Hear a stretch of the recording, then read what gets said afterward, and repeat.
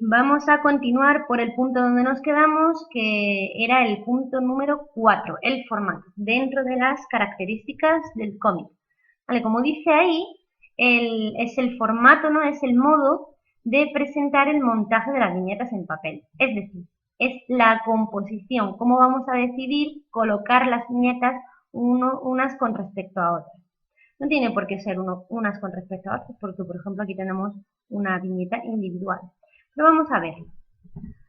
Fijaros, el primer tipo, viñeta única, que representa toda la historia en un solo golpe de vista.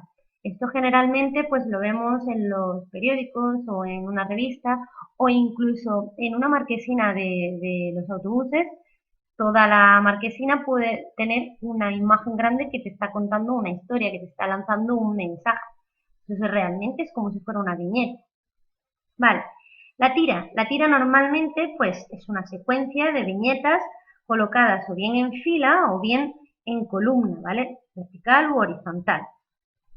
Seguimos. Luego tenemos una página completa, ¿vale? Como dice ahí, el conjunto de viñetas con importancia de la composición y orden de lectura. Bueno, es simplemente la hoja completa. Y luego tenemos los casos más comunes, que son el libro, que estaría compuesto pues bien por el cómic, el famoso cómic de superhéroes, los mangas o bien el tebeo, ¿no? Aquí en español. Vale. Y luego tenemos la novela gráfica. Y diréis, bueno, ¿y qué diferencia hay entre un libro y una novela gráfica? Pues digamos que la diferencia así más notable, para que lo entendáis, podríamos decir que el libro sería como una serie y la novela gráfica una película. Es decir, una serie está compuesta de varios capítulos que la componen, ¿no? Pues aquí una historia, digamos, estaría compuesta por varios libros de ese mismo cómic. Por ejemplo, pues bueno, aquí Superman. Superman no solo va a haber un libro, hay infinidad de libros de Superman que cuentan cada una de las aventuras de este personaje, ¿vale? Y en la novela gráfica, pues sí que tiene un inicio, un desarrollo y un final, y termina, ¿vale? Esta novela es la de 300, que seguro que la película la habréis visto desde luego. Vale, pues esa es la diferencia más notable, por así decir. Otra diferencia es que normalmente la novela gráfica se creó para darle una mayor complejidad, ¿vale? Dirigida a un público un poquito más adulto.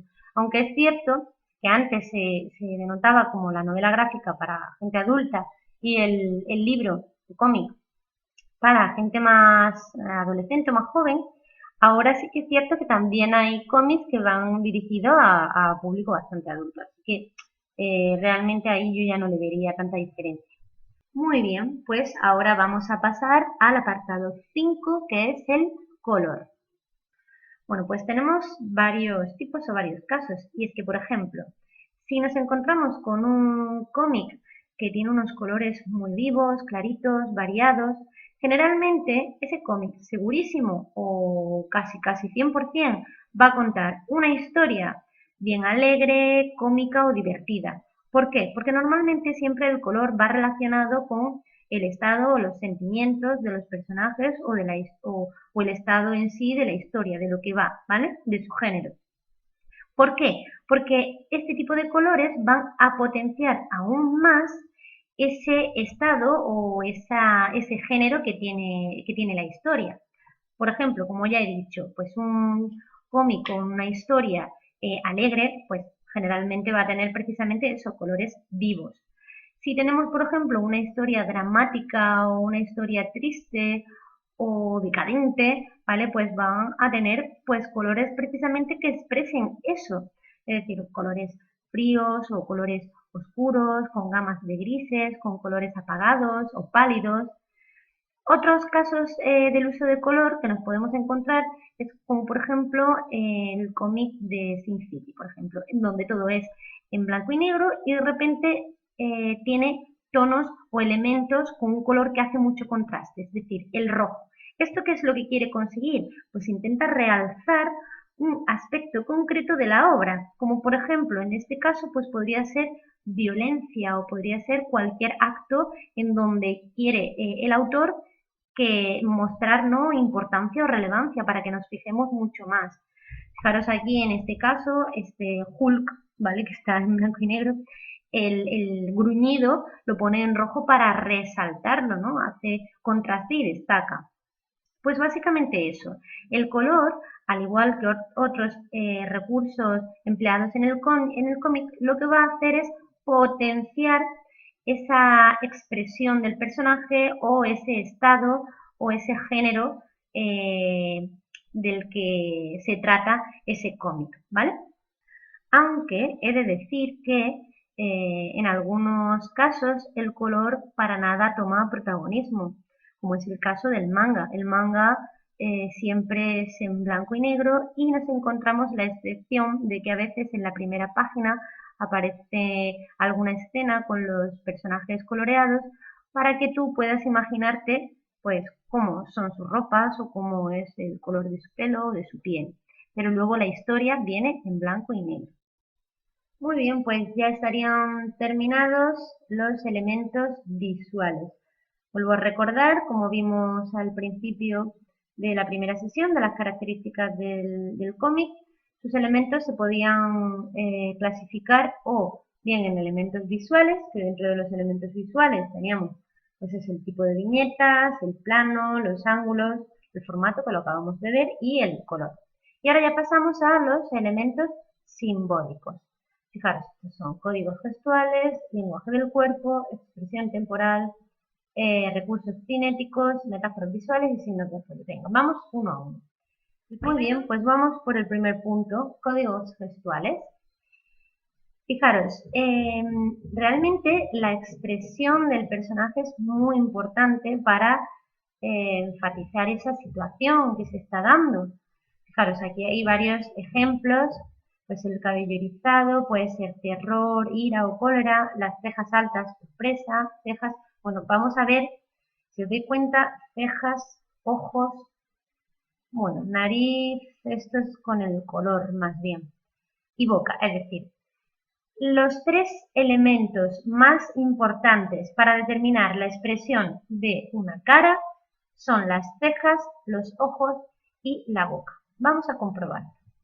Fijaros, si yo me dibujo aquí, un personaje, perdonad la forma de dibujar con esto porque no va muy bien y va un poco con retardo y bueno, lo intento. ¿Vale? Pinto aquí una carita.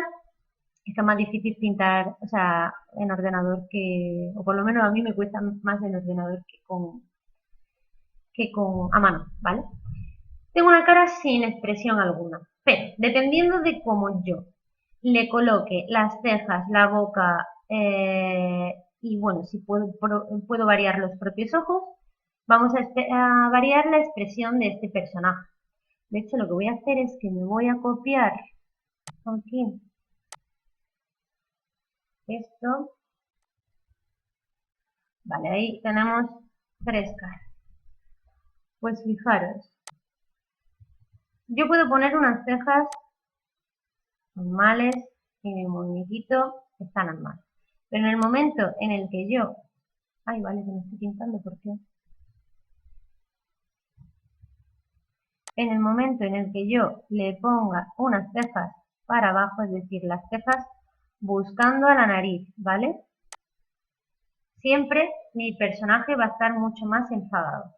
Ahora, en el momento que haga lo contrario, que, a ver, que se me estorba,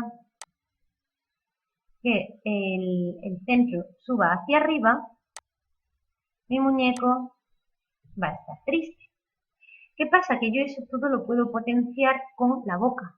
Porque fijaros, esta cara, que ahora mismo tiene una expresión en stand-by, que yo la puedo poner normal, feliz o apacible, si yo se la cambio, fijaros que aunque tenga esas cejas, ya está ligeramente preocupado.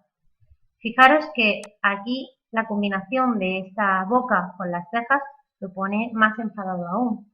Y aquí más triste. En cambio, fijaros que puedo combinarlo de muchas maneras y aparecen distintas expresiones. Si por ejemplo a este le pongo una boca feliz, ¿vale? Fijaros que ahora ya su expresión no es tanto de tristeza, sino como de aliviado, como un poco, uff, madre mía, lo que he pasado, pero ya estoy bien, ¿vale? ¿Qué más? Pues yo lo puedo poner a este más cabreado aún, con la boca abierta y los dientes así, a este mucho más triste y ya tipo llorando, y este súper feliz, ¿vale? Es decir, fijaros que es combinación de cejas, uy, que no me deja pintar, cejas, va con mucho retraso esto, entonces la verdad que no pinto bien, pero bueno, la boca, madre mía, en fin, y los ojos también, porque ahora mismo aquí he pintado unos ojos normales, ¿vale? Son todos iguales, sin embargo, si yo en lo que es la estructura del ojo, ¿vale? Igual que las cejas señalan hacia aquí, si yo achico la parte de aquí y le corto parte del ojo, esta de aquí, voy a conseguir unos ojos más enfadados, ¿vale?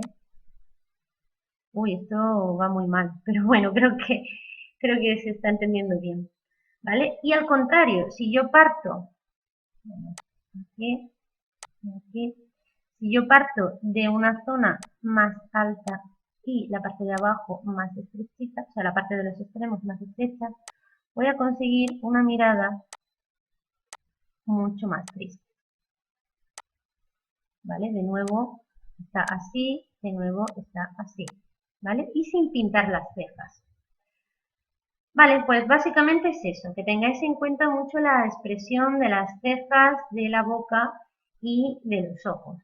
Hay un montón de ejemplos que podéis buscar por internet, expresiones de ojos, expresiones de caras, en dibujo, y así podéis copiaros y aprender. Fijaros esta carita tan sencilla. Vale, otro ejemplo muy común es el de la sorpresa. En el momento en el que pongas las cejas, ¿no? Si estos son los ojos, las cejas muy arqueadas y muy altas, ese muñequito estará sorprendido. Si además le sumas una boca abierta y en O, pues lo pondrás mucho más sorprendido, ¿vale? Es decir, la combinación de las tres cosas puede enfatizar más ese estado. Si solo le ponemos uno de los elementos, pues no estaremos enfatizando tanto. Vale, pues eso serían los códigos gestuales. Lo mismo ocurre con el lenguaje del cuerpo, es decir, dependiendo de cómo coloquemos a nuestro personaje, pues va a decir mucho. No es lo mismo que un personaje tenga, por ejemplo, los hombros encogidos como hacia arriba, que puede indicarnos que tiene frío, ¿vale? Por ejemplo, un personaje que está con los brazos levantados está como muy alegre, ¿no? Como diciendo, bien. Es decir, básicamente hay que observarnos a nosotros mismos, es decir, dependiendo del estado de ánimo que tenemos, qué gestos haríamos con el cuerpo. Pues eso es lo mismo que tenemos que dibujar. Vale, y pasamos al punto número 3, la estructura temporal. Esto básicamente hace referencia a el Gatter. El Gatter, que en español significa canalón, no es más que el espacio que delimita una viñeta de otra. Pero, ¿qué es lo que significa realmente ese espacio? Ese espacio delimita un tiempo que no se está mostrando. Es decir, por ejemplo, yo tengo estos dos personajes, han hablado y ahora aparece otra escena. Entre esta escena y esta escena ocurre unos segundos, en este caso, pues los segundos no están mostrados, no es como una película en donde tú ves fotograma a fotograma, uno detrás de otro, de tal manera que se ve el movimiento. Aquí tenemos una viñeta, hay una parte que no se ve, pasa el tiempo y vuelve a ocurrir otra acción, ¿vale? Pues simplemente eso es a lo que hace referencia ese Gatter, ese espacio. Está indicando un tiempo que no está representado. Además, no solo separa distintos tiempos, ¿no? Aquí son segundos, sino que también puede haber un cambio de espacio, es decir, que esto se sitúe, por ejemplo, en el parque, o un cambio de punto de vista o escena, como es justo este caso, en donde veis, aquí están mostrados los dos personajes Aquí hay un cambio de vista enseñándote solo al perrito este. Muy bien, pasamos a los recursos cinéticos. Vale, cinético significa movimiento, es decir, como ya sabéis, son viñetas y son imágenes sin movimiento realmente, son estáticas. Entonces, existen una serie de recursos, de elementos que vamos a dibujar para provocar o enfatizar. Si os dais cuenta, aquí todos los recursos que estamos explicando sirven para enfatizar ese estado, esa acción, esa expresión. Fijaros, bien el color enfatiza pues el sentimiento, bien las expresiones de las caras pues enfatizan también pues eso, la alegría, la tristeza, todo. Pues aquí ocurre exactamente lo mismo. Vamos a enfatizar un movimiento, una acción. Vale, el más común, me paso aquí, son las líneas paralelas. Es decir, si yo pinto, por ejemplo, una mano así,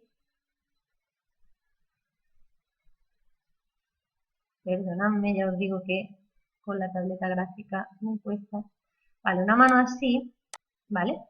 Esa mano ahora mismo está estática, pero yo si quiero provocarle un movimiento, simplemente con hacer unas líneas paralelas a la terminación, al borde o al contorno, ¿vale? Dos paralelas, así o incluso así por aquí, ya estoy provocando un movimiento hacia acá y hacia acá, simplemente dibujando esas pequeñas líneas.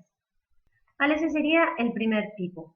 Otro ejemplo, el que indica su recorrido. Es decir, yo, por ejemplo, puedo pintar, yo qué sé, una abejita, ¿vale? Le pongo las alas. Para hacer batir las alas, simplemente le pongo aquí unas líneas paralelas, ¿vale? Y ya indica que eso está vibrando, que está en movimiento. Y luego puedo indicar el movimiento de vuelo, su recorrido, ¿vale? Por ejemplo, así. Y luego pues termino con unas líneas, ¿vale? Yo, con solo una imagen que está fija, que está estática, yo estoy viendo o estoy entendiendo que la abejita estaba aquí y que ha hecho un vuelo desde aquí hasta aquí, ¿vale? Simplemente con esa línea de recorrido. Vale. Y otro ejemplo sería el del impacto, el del golpe. Normalmente los golpes se hacen como con una especie de elemento estrellado, ¿vale? O bien con elementos radiales, es decir, si el golpe se está produciendo aquí, ¿vale? Aquí, pues o sea, el recurso aplicado, lo que vamos a hacer es llevar como líneas que vayan de fuera hacia el centro de ese elemento. Veamos aquí unos ejemplos. Fijaros, aquí tenemos la mano que se está moviendo, aquí tenemos, fijaros, de la abeja, del recorrido, aquí hay un puño golpeando, fijaros, la estrella, fijaros que todas las líneas de esa estrella, por así decir, todas van de manera radial buscando el centro donde se está produciendo ese golpe.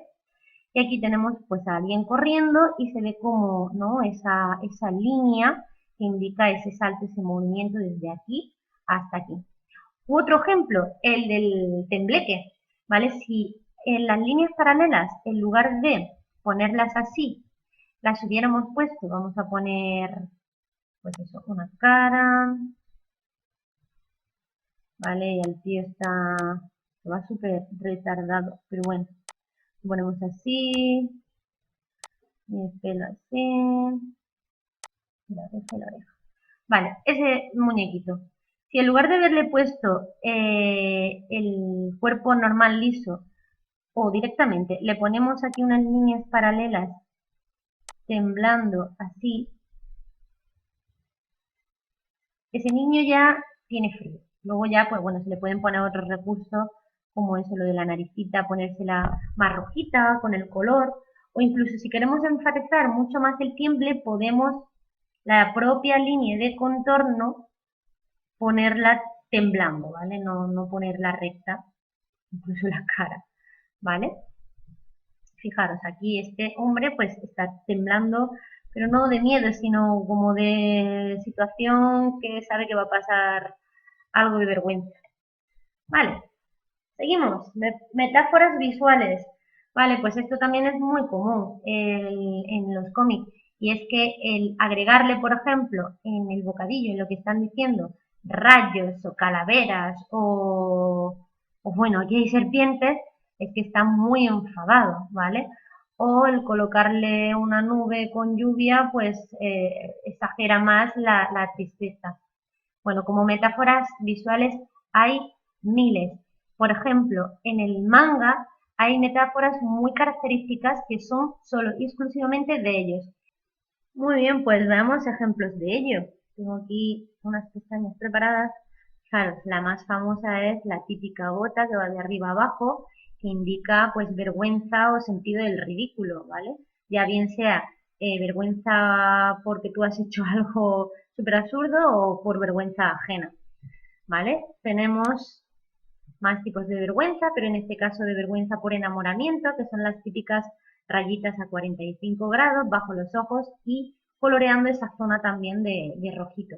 O en el caso del manga que no tiene color, pues simplemente con esa rayita ya estás identificando esa sonrojez, ¿vale?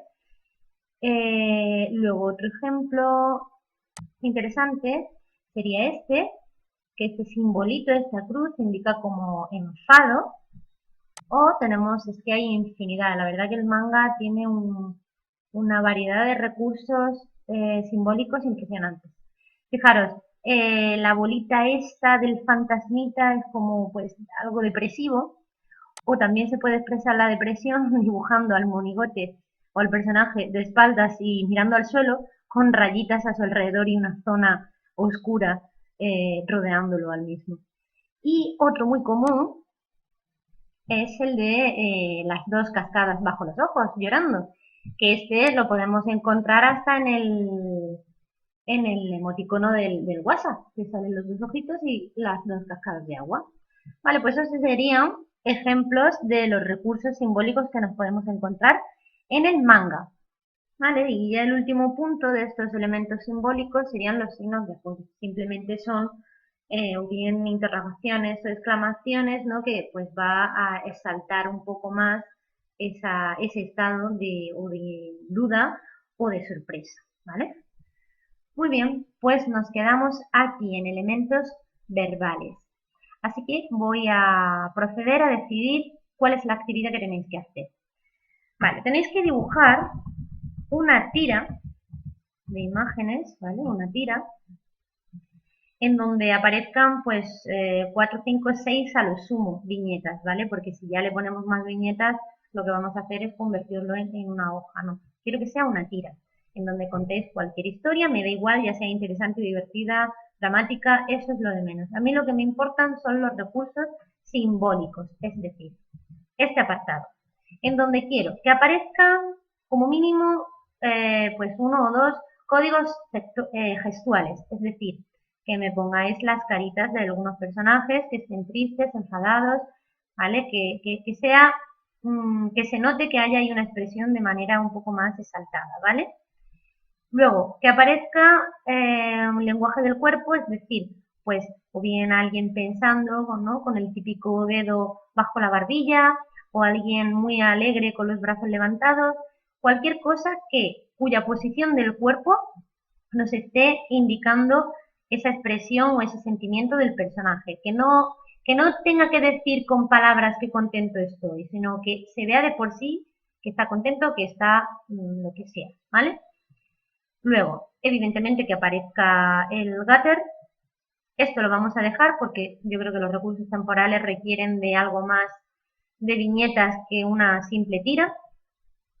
Vale, recursos cinéticos, que algo de lo que dibujéis, ya sea un objeto o ya sea una parte del cuerpo o un animal o lo que sea, que haya movimiento, ya sea o bien de recorrido o bien con el de las líneas paralelas, que este es el más común, o bien de temblando o bien un golpe o lo que sea, pero que haya como mínimo un recurso cinético. Que también haya como mínimo alguna metáfora visual. No solo existen estas dos, si queréis ver muchos más tipos, buscad en internet metáforas visuales y os van a salir un montón, o metáforas visuales cómic, ¿vale? Y signos de apoyo, es decir, poner alguna exclamación, alguna interrogación o algo, ¿vale? Pues esa sería la tarea para esta semana. Bueno, pues mucho ánimo y a tope. Venga, adiós, adiós.